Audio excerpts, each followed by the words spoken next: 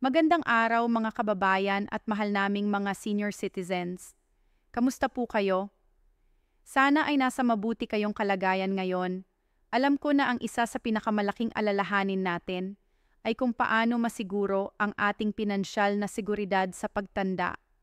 Kaya naman napakahalaga ng balita na aking ibabahagi sa inyo ngayon. Mga kababayan, batasin ang 6,000 na buwan ng pensyon para sa mga senior citizens ay inaprubahan na ng ating gobyerno. Ito ay isang makasaysayang tagumpay para sa ating mga nakatatanda. Pero sandali lang, alam ba ninyo kung paano ito makukuha? Kung sino ang kwalipikado at kailan ito magsisimula? Sa video na ito, ipapaliwanag ko sa inyo ang lahat ng detalye tungkol sa bagong batas na ito. Alamin natin kung sino ang mga karapat-dapat na makatanggap ng 6,000 buwan ng pensyon. Ipapaliwanag ko rin ang proseso ng aplikasyon at yung mga dokumentong kailangan nyo ihanda. Hindi lang iyon, ibabahagi ko rin ang mga karagdagang benepisyo na maadian ninyong matanggap bilang isang senior citizen sa Pilipinas. Napaka-importante ng ganitong impormasyon para sa ating mga nakatatanda, pati na rin sa mga malapit ng maging senior. Ang pensyon na tamas ito ay makakatulong para magkaroon kayo ng dignidad at seguridad sa inyong pagtanda. Hindi na kayo kailangang maging pabigat sa inyong mga anak o apo. Marami sa ating mga kababayan ang hindi pa alam ang tungkol sa bagong batas na ito o kaya naman ay nalilito sa mga proseso at likisitos. Kaya naman pagkatapos ng video na ito, siguradong alam ninyo ang lahat ng kailangan nyong malaman para makuha ang benepisyong ito. Bago tayo magpatuloy, kung gusto ninyo pang matuto tungkol sa mga benepisyo at karapatan ng mga senior citizens, i-like ninyo ang video na ito. I-subscribe sa aming channel at i-share sa mga kaibigan at kapamilya nyo na maaaring makinabang sa impormasyong ito. Tandaan, ang kaalaman ay kapangyarihan, lalo na pagdating sa ating pinansyal na seguridad. Ngayon, simulan na natin at alamin ang lahat tungkol sa 6,000 buwan ng pensyon para sa mga senior citizens. Maraming salamat sa pagpapatuloy ng panunood. Ako po si Pangalan at tulad ng ipinangako ko, tatalakayin natin ngayon ang bagong batas na nagkakaloob ng 6,000 buwan ng pensyon para sa ating mga senior citizens. Isang napakahalagang hakbang ito para sa ating lipunan, lalo na sa panahong ito kung saan patuloy ang pagtaas ng presyo ng mga bilihin at serbisyo. Una sa lahat, nais kong ipaliwanag kung paano umabot sa puntong ito. Ang ideya ng pagtaas ng pensyon para sa mga senior citizens ay matagal nang isinusulong ng iba't ibang grupo at mambabatas. Marami sa ating mga nakatatanda ang nabubuhay lamang sa maliit na halaga ng pensyon, na madalas ay hindi sapat para sa kanilang pangaraw-araw na pangangailangan. Nakita natin kung paano nahihirapan ang ating mga lolo at lola sa pagtaas ng presyo ng mga gamot, pagkain at iba pang mga pangunahing pangangailangan. Isipin nyo sa kasalukuyang sitwasyon, ang 500 hanggang 1,000 buwan ng social pension ay talagang kulang na kulang. Ano ba ang mabibili mo sa halagang iyon sa panahon ngayon? Baka 1 linggong groceries lang or ilang araw na gamot. Hindi ito sapat para mabuhay ng may dignidad at seguridad. Kaya naman ang pagkakaroon ng 6,000 piso ay talagang magpapaangat sa buhay ng ating mga senior citizens. Pero bago tayo masyadong ma-excite, importante na maintindihan natin kung sino ba talaga ang makakakuha ng pensyon na ito. Hindi lahat ng senior citizens ay otomatikong makakakuha ng 6,000 na pensyon. May mga partikular na kwalipikasyon at kondisyon na kailangan matugunan. Una, kailangan ay Filipino citizen ka at may edad na taon pataas.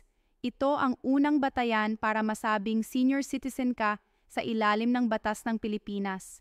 Subalit hindi lang ito ang kwalifikasyon. Ang pensyon na ito ay pangunahing nakatuon sa mga indigent senior citizens. Ibig sabihin, ang mga nakatatanda na walang sapat na kita o sustento mula sa kanilang pamilya o iba pang mapagkukunan. Ano ang ibig sabihin ng indigent? Sa konteksto ng batas na ito, ang isang indigent senior citizen ay ang mga walang regular o sapat na kita. Walang pensyon mula sa RAES o iba pang mga ahensya at walang permanenteng suporta mula sa kanilang pamilya para sa kanilang pangangailangan. Maaaring kasama rin dito ang mga senior citizens na nakatira sa mga mahihirap na komunidad o ang mga nasa listahan ng YAI bilang mga pamilyang nangangailangan. Ngayon marami sa inyo ang nagtatanong kung paano kung may maliit na pensyon kayo mula sa REASIS. So Skirch, sa mga madalas na katanungan, ayon sa bagong batas, kung ang iyong kasalukuyang pensyon ay mas mababa sa 6,000 kang mag-apply para sa dagdag na pensyon para umabot sa 6,000 ang kabuang natatanggap mo. Halimbawa, kung ang iyong pensyon mula sa RIAS ay maari kang makatanggap ng karagdagang 3,000 para maging 6,000 ang kabuuan.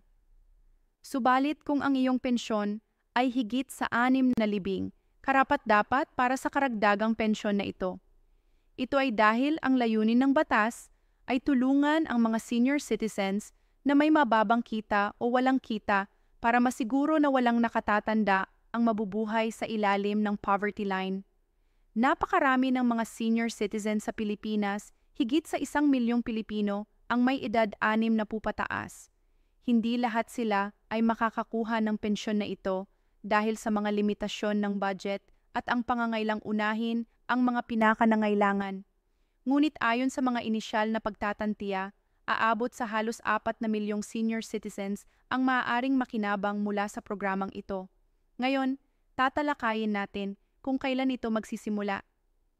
Ayon sa bagong batas, ang implementasyon ng 6,000 na buwan ng pensyon ay inaasahang magsisimula sa Hulyo 2 at 25. Bakit hindi kaagad? Dahil kailangan ng pamahalaan ng sapat na panahon para ayusin ang budget, lumikha ng mga mekanismo sa pamamahagi at siguraduhin na ang programa ay maayos na maipapatupad. Sa katunayan, ang programang ito ay nangangailangan ng malaking budget, aabot sa halos 28 bilyon taon-taon. Kung lahat ng 4 na milyong target na senior citizens ay makakakuha ng pensyon, kaya naman kailangan ng masinsinang pagpaplano para masiguro na sustainable ang programa at hindi magiging pabigat sa ekonomiya ng bansa. Marami rin sa inyo ang nagtatanong tungkol sa proseso ng aplikasyon. Paano ba mag-apply para sa pensyon na ito?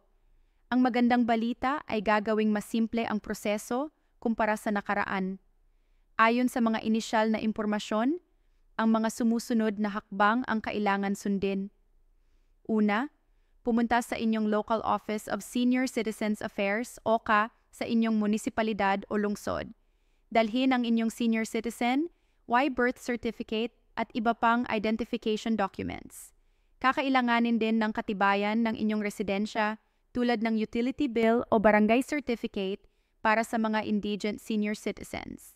Maaaring kailanganin din ang certification mula sa social worker o mula sa YVE. Sasailalim kayo sa assessment para matukoy kung kwalipikado kayo. Ito ay karaniwang ginagawa ng social worker o ng tauhan ng OSCAR. Ang assessment na ito ay titingin sa inyong pinansyal na kalagayan kasama na ang inyong kasalukuyang pensyon kung mayroon iba pang mapagkukunan ng kita at ang suporta mula sa inyong pamilya. Kung matagpuan kayong kwalipikado, isasama kayo sa listahan ng mga benepisyaro. Bibigyan kayo ng card o iba pang identification na gagamitin nyo para makuha ang inyong pensyon. Ang pamamahagi ng pensyon ay gagawin buwan-buwan sa pamamagitan ng mga designated na lugar tulad ng bangko, post office o iba pang government offices para sa mga senior citizens na may limitadong mobility o nakatira sa malalayong lugar. Ang pamahalaan ay nagbabalak na magkaroon ng mga mobile pension distribution centers. Ngayon, bukod sa 6,000 na buwan ng pensyon, ano pa ang mga benepisyo na maaaring matanggap ng mga senior citizens? Mahalagang tandaan na ang batas na ito ay dagdag lamang sa mga umiiral ng mga benepisyo para sa mga senior citizens sa ilalim ng Republic Act. Sinat si Appended Senior Citizens Act. Kabilang sa mga benepisyong ito ang 20% discount at ED exemption sa mga pagbili ng gamot, pagkain sa mga restaurant, bayad sa transportasyon, medical at dental services at iba pa. Mayroon ding 5% discount sa mga basic necessities at prime commodities. Mayon ding libreng medical check-up at vaccination sa mga pampublikong hospital at clinics. At hindi lang iyon, ang mga senior citizens ay may karapatan din sa libreng health insurance sa ilalim ng PhilHealth program. May mga special na lanes para sa mga senior citizens sa mga government offices, bangko, at iba pang establisyo. May mga libreng programa rin para sa edukasyon, kasanayan at livelihood para sa mga senior citizens na gustong magtrabaho or magnegosyo pa rin. Ngunit sa kabila ng lahat ng mga benepisyong ito, alam natin na ang pinakamahalagang issue para sa karamihan ng mga senior citizens ay ang regular at sapat na kita. Kaya naman napaka-importante ng bagong 6,000 na buwan ng pensyon na ito. Sa puntong ito, nais kong bigyang diin na ang pagkakaroon ng ganitong pensyon ay hindi lamang tungkol sa pera. Iso at test tungkol sa paghilala sa kontribusyon na ho ang ating mga nakatatanda sa lipunan. Ito ang tungkol sa pagbibigay sa kanila ng dignidad sa kanilang pagtanda. Ito ay tungkol sa pagbibigay ng halaga sa kanilang mga sakripisyo at paghihirap para sa ikaunlad ng ating bansa. Marami sa ating mga lolo at lola ang nagtrabaho ng maraming taon, nagbayad ng buwis, at nag-ambag sa pag-unlad ng ating lipunan. Ngunit dahil sa iba't ibang kadahilan tulad ng mababang sahod, kawalan ng regular na trabaho, o kakulangan ng kaalaman tungkol sa mga pension systems, marami sa kanila ang tumanda na walang sapat na retirement savings o pension. Kaya naman mahalagang maunawaan natin na ang pensyon na ito ay hindi simpleng tulong o charity. Is it isang pakilala sa kanilang karapatan bilang mga mamamayang nag-ambag sa ating lipunan? Paraan para masiguro na sila ay mabubuhay ng may dignidad at seguridad sa kanilang pagtanda. Ngayon marami sa inyo ang maaaring nagtatanong, anong gagawin ko kung sa tingin ko ay kwalipikado ako, pero hindi ako nakasama sa listahan ng mga benepisyaryo? O kaya naman, paano ako makakatulong sa aking lolo o lola na makakuha ng pensyon na ito? Una, mahalagang maging proactive. Huwag maghintay na mapansin kayo ng sistema. Pumunta ka agad sa inyong local OSCA o ESA office para mag-inquire tungkol sa pensyon na ito. Dalhin ang lahat ng mga kinakailangang dokumento at huwag matakot na magtanong kung kailangan maghanap ng tulong mula sa mga kamag-anak na mas nakakaunawa sa proseso or mula sa mga community organizations na nagtatrabaho para sa kapakanan ng mga senior citizens.